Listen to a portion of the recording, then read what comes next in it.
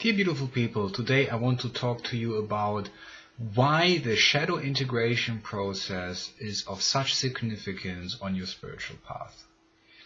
Well, shadow integration is not something that is new when it comes to being on the path of realization, but maybe the modern ways in which it has been formulated and worked out as a system, for example in Carl Gustav Jung's analytical psychology, is more detailed, or the metaphors and principles of, for example, archetypes, of the fragmentation of consciousness are more deeply understood.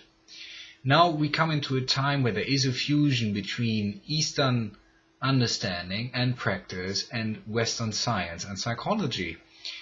This is a very fruitful time because we will be able, during this process, to see the parallels, to come into a sense of fusion and deeper understanding, where different schools of inquiry and practice actually start finding the same universal principles, just describe them from different perspectives. But there's one thing that is ultimately very fundamental in the universe, and that is the need for fusion, and that means the overcoming of the fragmentation of consciousness. To understand this profoundly, I will describe something, and mind you again, words here are tremendously limited and they do not do the actual phenomena as such justice. So please do not inquire by intellect only, meditate upon that, develop your own methods of inquiry, but do not rely on the intellect alone. The intellect, unbalanced by intuition, leads to a lot of illusion and further fragmentation. Why that is the case, we can speak about this in detail. Well, the universe as such, say the original consciousness, didn't have any attributes. It had no limitations. It wasn't trapped in time. It was timeless, boundless, infinite. And therefore, something that doesn't have any type of attributes cannot perceive itself. It's no object of observation. But consciousness itself wanted to know itself. So it had to find a way around it. How can it know itself? If it doesn't have any qualities that could be measured, no limits, no borders, and without limits and borders, no shapes, so formlessness. So it needed to create something that was not itself. So it creates the illusion of forms, creates the illusion of bodies, it creates the illusion of space-time, of physical reality. Why is that so? Well, it is the direct contrast. You see, while you are in a human body, you will experience the birth of the human body, the death of the human body, the limitations of the human body. You will experience on the physical level to be trapped in time, to be trapped in a limited perspective. And this is the opposite of source intelligence. This is the opposite of Buddha or Christ consciousness. Buddha or Christ consciousness is the non-perspective, the non-limited perspective. This is original mind. But in order for original mind to know itself, what it needs to do, it creates this mirror of everything that is not itself. So it puts limitations on itself, so it gives itself amnesia, so it chooses incarnation to pretend to get away from itself, to pretend to separate from itself, to ultimately have a relationship with itself. Why is this so fundamental? Because one of the first desires of source consciousness was to love. But not only did it lack knowledge of self, it also had no object of love. So it needed to fragment its own consciousness to create the illusion of relationship. This is tremendous, because without this fragmentation, you couldn't experience a love relationship, you couldn't experience a relationship with an animal or a plant, or any type of experience. If you love music, to have a relationship with music or art, for example. In order for it to be a perceived relationship, you need to be under the impression of being a singular entity separated from the rest. So therefore relationship becomes possible. This is the ego illusion. Now, much has been done to speak of the limitations of the ego and why it creates suffering for ourselves. Well, we cannot fight the ego, and fighting the ego actually just creates more ego. The ego is our mirror. It tells us everything that we're not. So if your ego tells you that you need to be afraid, that there are certain things that you cannot do, that there are limitations imposed upon you, it does exactly everything so you do not expand in consciousness, because if you expand in consciousness, you go beyond the ego. But you need this ignorance, because enlightenment cannot be realized without ignorance. We understand ourselves through contrast. We know what hot is because we know cold. We know what light is because we know dark. We know what enlightenment is because we know ignorance. Therefore, both coexists, and this is the perceived dualism that is so often been spoken about in spirituality. And it is about overcoming this dualism, and that means returning to soul consciousness with the ability to integrate all experiences into one's consciousness without creating any resistance or blockage to any type of experience. Because any type of experience is a fragment of you. So every time you're in resistance, you're actually truly always in resistance towards yourself. Now, shadow integration is so tremendously important because we spoke about this in several different videos, that the shadow are all parts that you have rejected of yourself. So that means the ego is in rejection to certain parts of you, attributes that you express because they did not benefit your survival as a child or as a teenager in an unconscious society. So you played a role to fit into that unconscious society in order as a child to survive. It is rather simple in that regard. So then you forget that you're playing a role, and at some point you call this role that you play I, and there you're confused. You suddenly identified with the limited concept that you confuse for yourself. Shadow integration is about finding those fragments of yourself that you are in rejection of, so you can realize yourself as a whole being. If you now experience conflict in this world, it is because you have not realized yourself as a whole being, and what you experience as an outer conflict is simply a reflection of your inner state of consciousness. In Zen Buddhism, there is a very profound statement, and that statement is: there is no inside, there is no outside. It simply means that what you perceive as outside is a reflection of inside, so in truth it's one. There is no separation between the two. Only if you're unconscious of what is inside your psyche or inside your consciousness, what is fragmented, what you do not have conscious access to, then you see its manifestation in the external world and you perceive yourself as a victim to it. This could not be further from the truth, because ultimately you are creating it without you knowing. You have amnesia about it. So what the universe desires here is that we collect these fragments and bring them back into fusion with the rest of the personality. And when you achieve a complete personality, that means there are no parts of your personality that you are in rejection of, then there is no separation from self. Understand that the deepest level of who you are is the one consciousness. The one consciousness loves unconditionally. If you on some level reject yourself, you cannot realize source consciousness. And if you reject yourself, you will reject others. If you listen to your mind through mindfulness exercises, you hear the voice in the head, how it judges other people when you're, for example, in the city. It's an expression of fear. Because on some level you're hard on yourself, on some level you're not accepting yourself, but you hear it as a shadow projection where the ego basically judges other people. If you judge someone for being overweight, maybe you, for example, are afraid of being overweight and being rejected by other people because of such appearances. If you judge someone that is homeless, for example, oh, he must have deserved it somehow that he got into this position. It could be that deep down you know, well, you could be in that position, but you're very, very afraid of that because you're afraid of rejection, of not being loved, of not being able to survive, and so on. So this is where the fragmentation takes place. Every time you judge someone, there's a corresponding fear within yourself where you do not accept yourself based on previous traumatic experiences. So every time you experience as a child or as a teenager that you're not being accepted, you started suppressing those parts of yourself where you're not being accepted. And this creates fragmentation within your consciousness. Pain that we experience, suffering in general, comes from a separation from our deepest self. So if our deepest self is of a very high energy and vibration, if you keep yourself on the level of person in a low energy state by rejecting certain parts of yourself, you cannot realize source consciousness.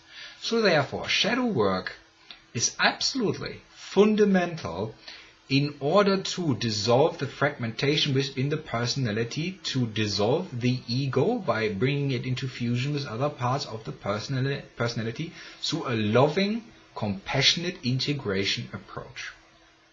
Once you do that, the state of samadhi, that means the state of Buddha nature or original mind, can be realized. And from that moment on, further techniques of realizing yourself, as who you truly are, become possible.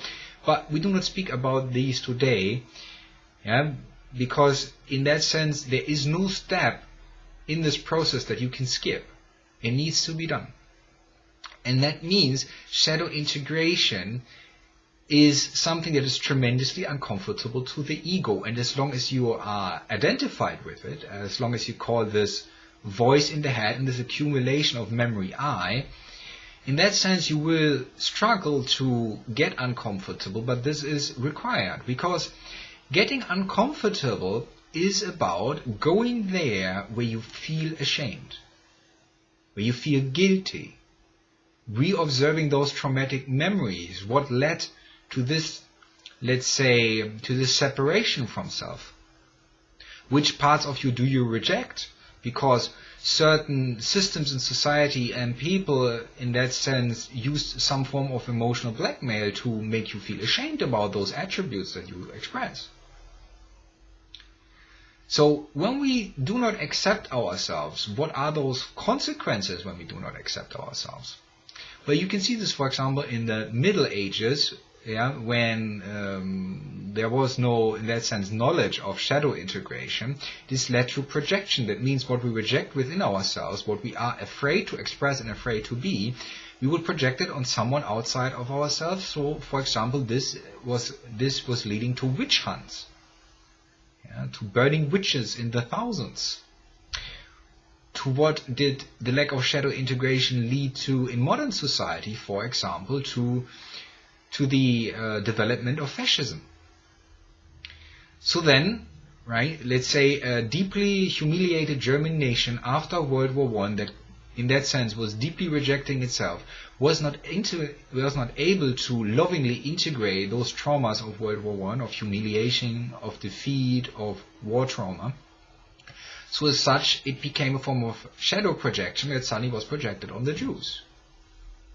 So as long as we believe in good and evil, as long as we create the dualism of things that we are good, that we want to identify with, that we want to, let's say, create ego from, or if we think of things that are bad, things that we reject, that we do not want to create identity from, but we actually do, because if I blame the witches, if I blame the Jews, I draw identity from not being a witch or not being a Jew, and this is where the ego hides.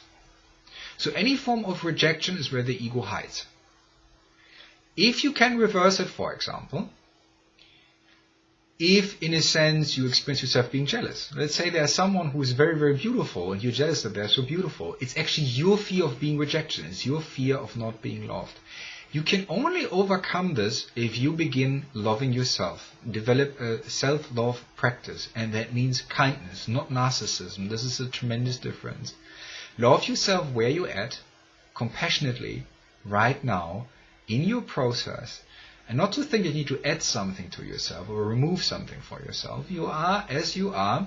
If you accept yourself as you are, you start getting closer to source consciousness. Now, the closer you get to realizing yourself as source consciousness, there are challenges on the way, and that means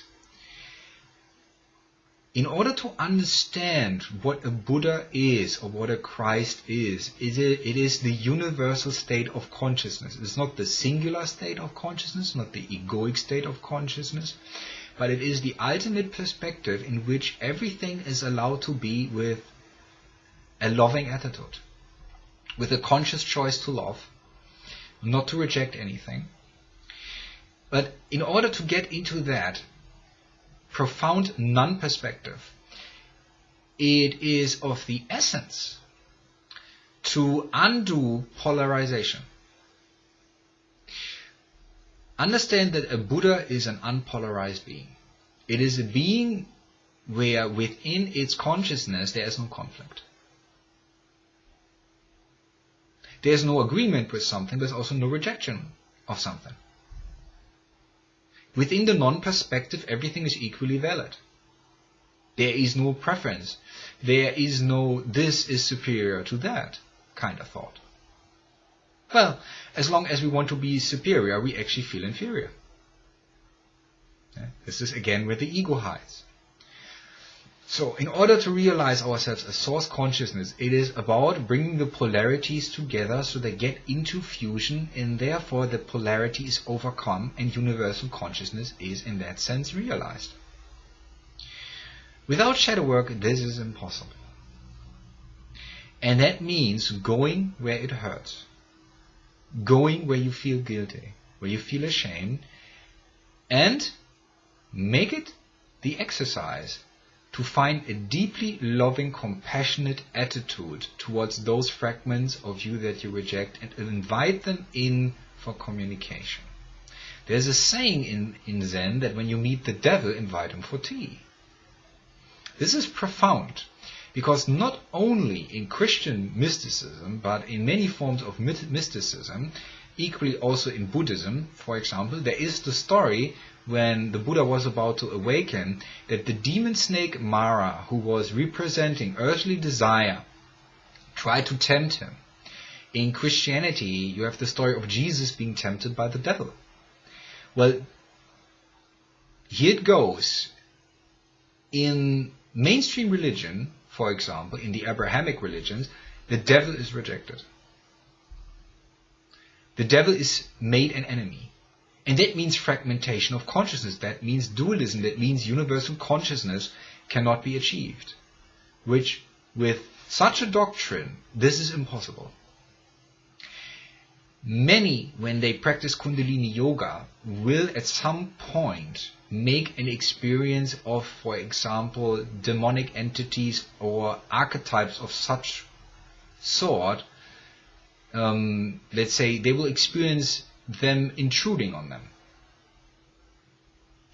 But it's actually a fragment of their psyche that they reject on some level. So if they do not have a loving response towards that energy that approaches them and try to integrate it and see it as themselves as well, they fall into psychosis, and this is what psychiatry tries to treat. Modern psychiatry does not understand psychosis.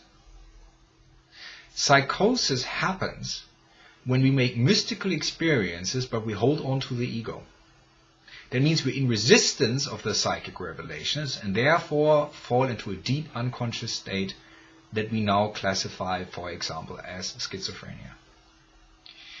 In mystical traditions, in alchemical traditions, where there are profound practices of shadow integration, these type of psychoses do not occur.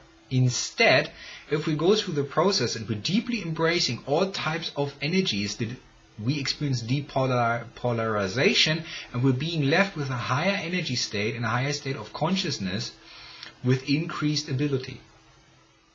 What that exactly means, I will not speak about in detail, because again, first do the shadow integration process to at some point reach a state of samadhi, and from that on, different techniques can be worked with safely, not before that. Contemplate about that. Be well.